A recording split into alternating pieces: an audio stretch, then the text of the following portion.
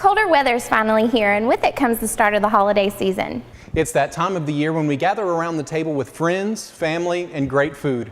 We've all had the traditional turkey and stuffing, but on this episode of DIY Today, we are going to put a few twists on your favorite fall foods.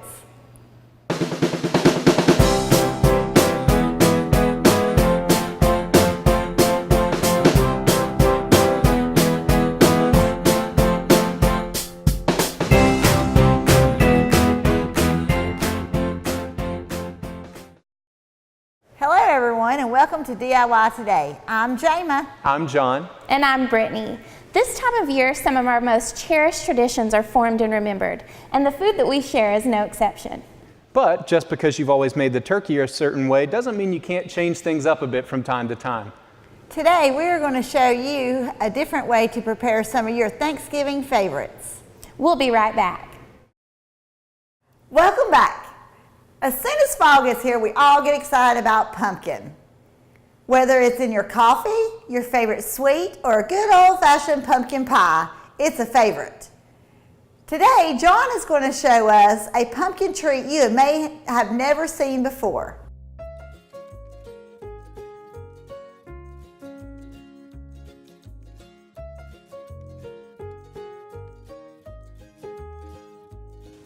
Today we're going to try something that's a little bit different from your typical holiday foods. We're going to make some pumpkin soup today. Now it may sound a little bit different, but trust me, once you've tried it once, you'll keep coming back to it every time.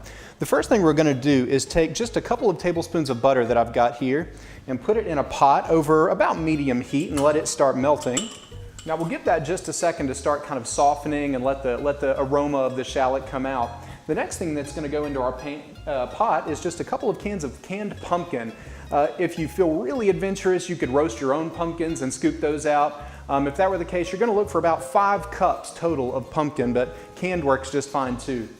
We've got one large can and one small can. This one's about 29 ounces and this one's about 15 ounces. And believe it or not, we're actually almost halfway there. The next thing we're going to do is just a few spices. We have a little bit of garlic powder here. Now if you wanted to, you could of course use just fresh garlic or crushed garlic out of a jar. We have a little bit of black pepper and then a touch of cinnamon, just ground cinnamon. We're going to put all of these in. And the next ingredient that I've got, it's kind of fun. It's something you may not have used fresh before. I've actually got fresh whole nutmeg. Now if you've never seen nutmeg before, it just kind of looks like a little nut, like the size of an acorn. What you can do is take a small grater like this. You may see them called a zester or a microplane, they're sometimes called.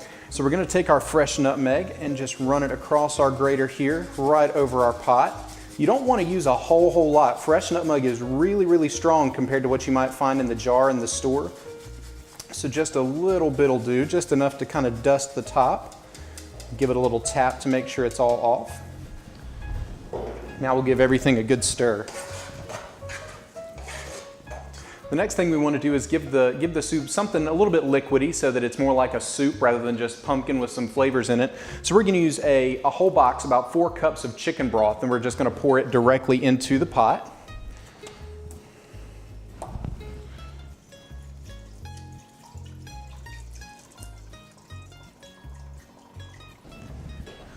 Now you might be thinking to yourself, this seems awfully salty and savory and not really like the kind of pumpkin flavor that I'm used to, but there's one ingredient that we'll throw in here that maybe seem a little bit weird to put in a soup, but trust me, it makes a huge difference. And that's just going to be a couple tablespoons of real maple syrup. I know it sounds a little weird, but trust me, you'll want to add this in.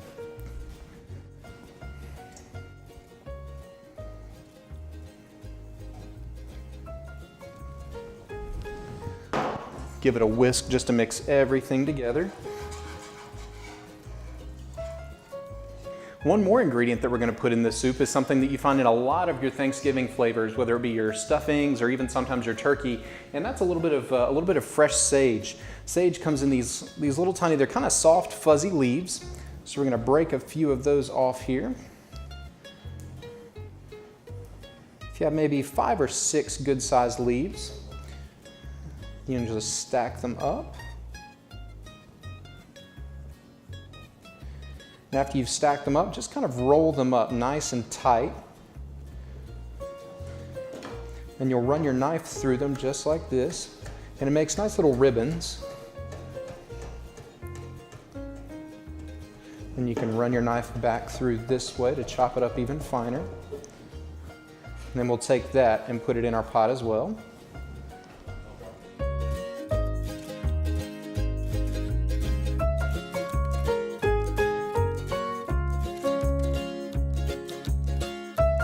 And we've got one last ingredient that's going to go in, and that's just going to be a little bit of heavy cream. You're going to need about a cup or so of it to go in, and that's going to really make it nice and velvety smooth. If you'd like to be a little smoother and more rich, you could also put it in a blender and buzz it up for a few seconds. That'll break down those little chunks of shallot and anything else. It'll make it really nice and velvety smooth, but to be honest, it really doesn't even need it.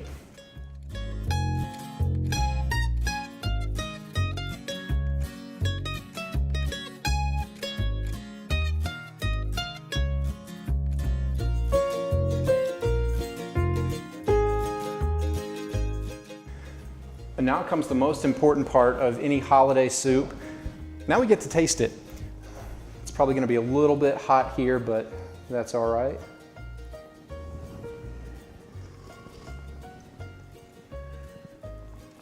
That's really good. It's kind of a unique blend of sweet and savory that people won't really expect, but it's something really unique that I think once you make it one time, people are going to ask for it again every year.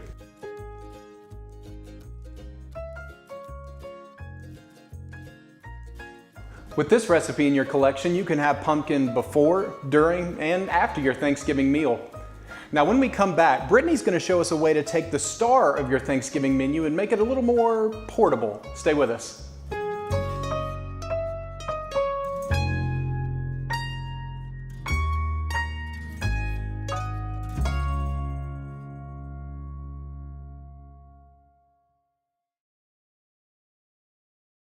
Welcome back to DIY Today.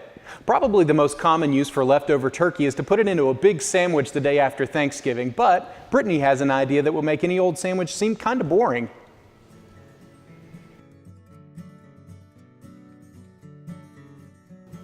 So Brittany has this wonderful idea, and I cannot wait to see how it turns out. Well, after Thanksgiving, we're all kind of left wondering what to do with all of our leftovers. And this is a really good alternative to that regular turkey sandwich.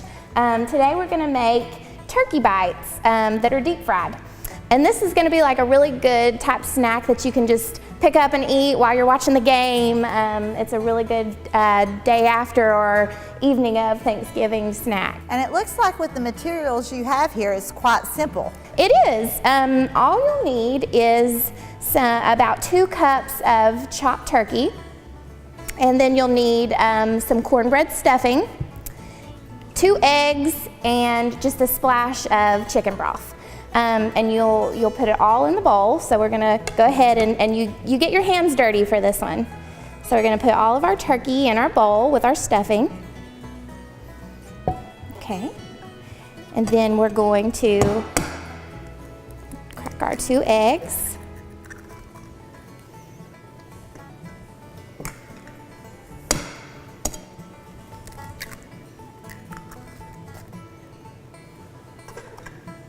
And then we're just gonna do a splash of chicken broth.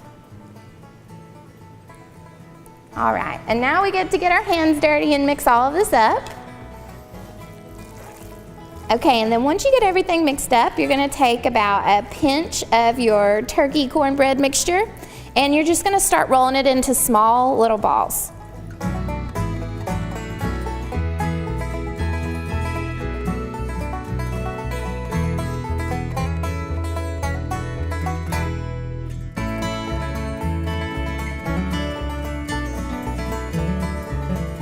Okay, now it's time to put these little bites in the deep fryer.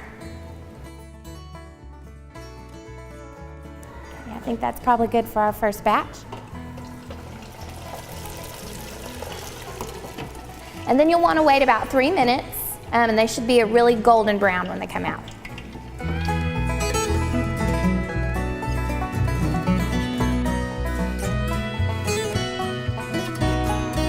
Okay, it's been about 3 minutes, so we're gonna take them out and see how they look. Oh my goodness. They look perfect. All right, and they're perfect golden brown, flaky little turkey bites.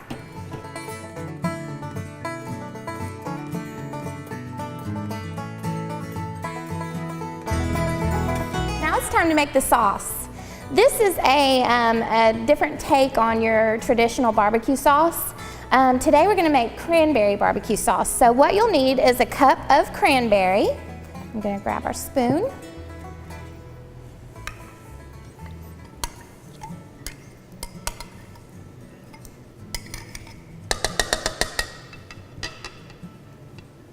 Then you'll need a half cup of ketchup.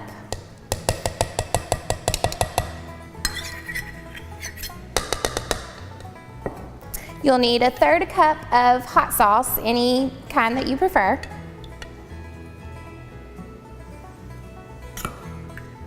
Then you will need a teaspoon of Worcestershire sauce.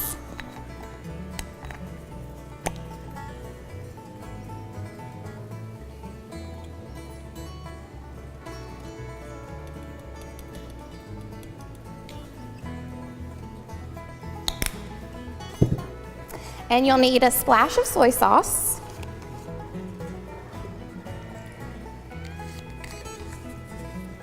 And you'll need a splash of extra virgin olive oil.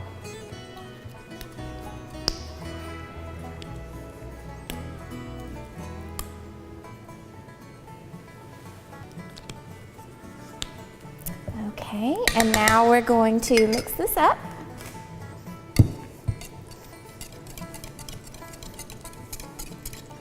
Okay, so now that we have it all mixed up, we're going to put some over here in our little cup and try it out. All right, Jayma, are you ready? I can't wait to try one. Okay, go ahead.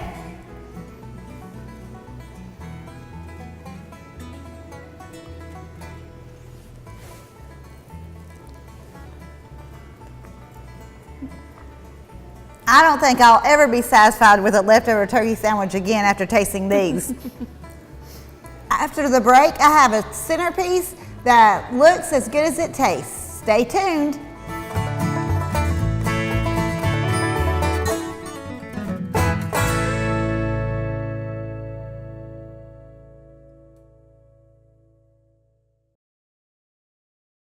Everyone loves a nice Thanksgiving centerpiece, but wouldn't it be great if it could double as a dessert too? Jayma's going to show us how with a salty and sweet treat. Okay, first what you need is pretzel stick rods, and you need some melted chocolate. So first what we do is you roll the pretzel stick in the chocolate, and we are going to dip it in sprinkles that mimic the colors of a turkey feather. So I'm going to dip it in chocolate, and Brittany's going to roll it in the sprinkles. This would be a really fun thing to do with your kids for Thanksgiving. They would love rolling this around in the sprinkles.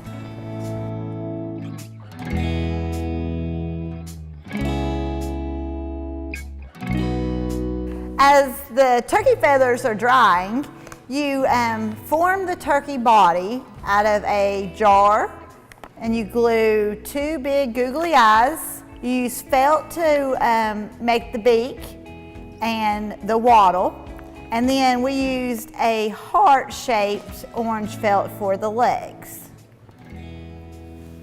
Now we're going to fill it with Hershey Kisses. This would make a really cool gift too, like as the holidays are coming up, for kids to take to their teachers at school, and something they could kind of have hanging out on their desk. That'd be great. I'm sure they'd love to eat this as they're making it too. I know.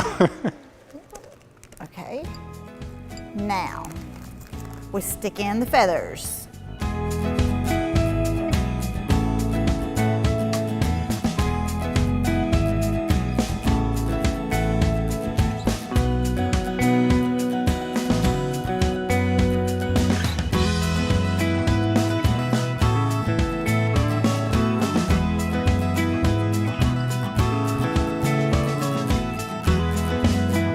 With table decorations like this, it's kind of hard to tell your kids not to play with their food. We hope you try some of these nice ideas to make your fall festivities even more fun.